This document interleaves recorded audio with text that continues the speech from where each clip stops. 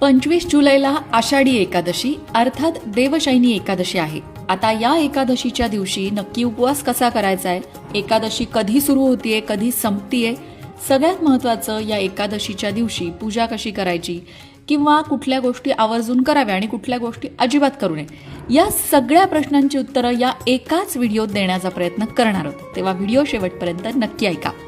मंडळी, तुम्हाला सगळ्यांना माहिती आहे की आषाढी एकादशीपासून चातुर्मास सुरू होतो. चातुर्मास म्हणजेच 4 महिन्यांचा असा कालावधी ज्या कालावधीमध्ये व्रत, वैकल्य, तप, साधना या गोष्टी केल्या जातात. चातुर्मासात भगवान श्रीहरी विष्णू क्षीरसागरामध्ये विश्रांती घेत असतात असं मानलं जातं आणि या 4 महिन्यांच्या काळामध्ये कारभार भगवान शिवशंकर सांभाळतात अशी सुद्धा मान्यता आहे. आपण आज बोलणार आहोत आषाढी एकादशीबद्दल.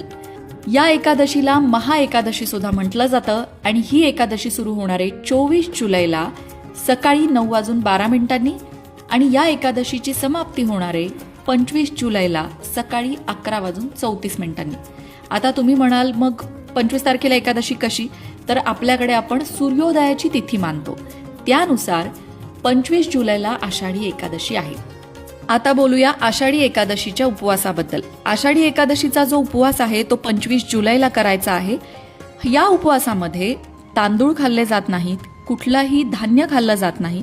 फलाहार करून किंवा आपल्या तब्येतीला झेपेल त्याप्रमाणे अन्न घेऊन हा उपवास केला जातो. सगळ्यात महत्त्वाचं म्हणजे हा उपवास दिवसभर असतो आणि दुसऱ्या दिवशी म्हणजे 26 जुलैला सूर्योदयानंतर हा उपवास सोडला जातो.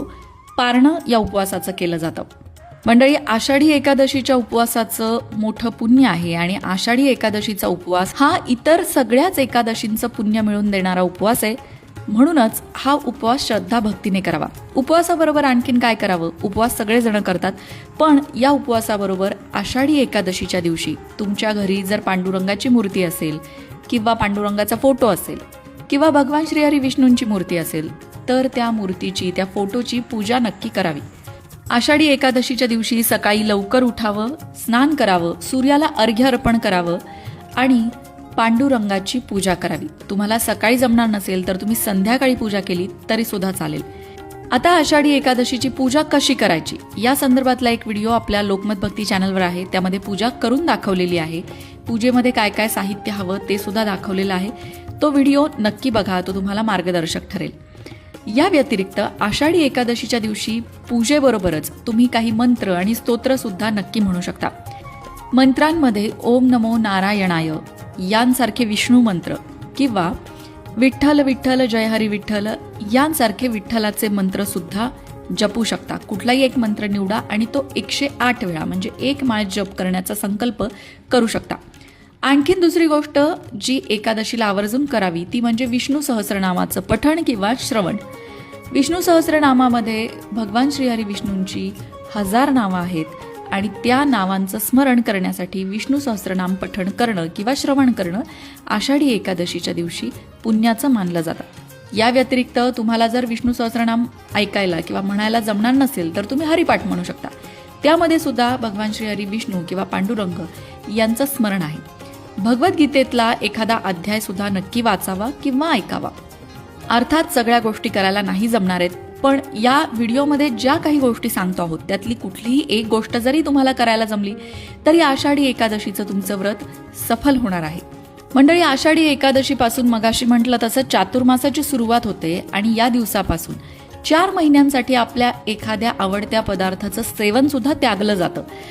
काही नियम सुद्धा घेतले जातात आणि हे अर्थात आपल्या आरोग्यासाठी चांगले असतात.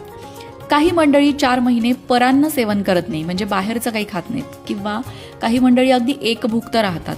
काही जण नक्त व्रत करतात, म्हणजे केवळ रात्रीचं भोजन करणं. आता प्रत्येकाची प्रकृती वेगवेगळी असती, त्यामुळे चातुर्मासातले प्रत्येकाचे नियम घेणं सुद्धा वेगवेगळं असतं.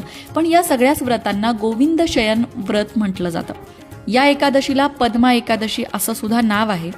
फार पूर्वी सूर्यवंशात राजा मांधाता होऊन गेला. तो अतिशय न्यायी, गुणी आणि प्रजेची काळजी घेणारा होता. सुख समृद्धीपूर्ण अशा त्याच्या राज्यात एकदा 3 वर्ष सातत्याने अनावृष्टी झाली आणि परिणामी दुष्काळाने प्रजा त्रस्त झाली. त्यावेळी मांधाता राजाने अंगिरस ऋषींना त्यावर उपाय सुचवण्याची विनंती केली. त्यावेळी ऋषींनी त्याला पद्मा एकादशीचं व्रत करायला सांगितलं. राजाने हे व्रत मनोभावे केलं. त्या योगे वरुण राजाने कृपा केली. योग्य वेळी हवी तशी पर्जन्यवृष्टी त्याच्या राज्यामध्ये झाली आणि पुन्हा सुखसमृद्धी आली. अशी पौराणिक कथा या आषाढी एकादशीच्या निमित्ताने सांगितली जाते. आता सगळ्यात महत्त्वाची गोष्ट, या दिवशी काय करावं तर विठ्ठलाचा नामजप करावा, कीर्तन भजन दानधर्म करावं, हे तर आहेच. पण या दिवशी काय करू नये हे सुद्धा तितकंच महत्त्वाचं आहे. तामसिक भोजन करू नये, म्हणजे कांदा लसूण किंवा मांस मद्यपान या गोष्टींचा त्याग या दिवशी करावा. राग वादविवाद घरामध्ये अजिबात करू नये. तुळशीची पानं तोडू नये असं एकादशीला म्हटलं जातं. पूजेसाठी तुम्ही आदल्या दिवशीच काढून ठेवू शकता. सगळ्यात महत्त्वाचं म्हणजे या दिवशी शरीर आणि मनाची शुद्धी करणं आवश्यक आहे आणि त्यासाठी ईश्वर भक्तीमध्ये तल्लीन राहावं. आपल्याकडनं आत्तापर्यंत झालेल्या सगळ्या चुकांसाठी किंवा पापांसाठी ईश्वराकडे क्षमा मागावी आणि इथून पुढे सद्बुद्धी सुद्धा मागावी, जेणेकरून आपल्या हातून पुन्हा चुकीची कृत्य घडणार नाही. मंडळी, आशा आहे की आषाढी एकादशीच्या संदर्भातल्या सगळ्याच प्रश्नांची उत्तरं या व्हिडिओत देण्याचा जो आम्ही प्रयत्न केला आहे तो तुम्हाला आवडला असेल. पण या व्यतिरिक्त सुद्धा तुमच्या मनात काही शंका असतील तर कमेंटमध्ये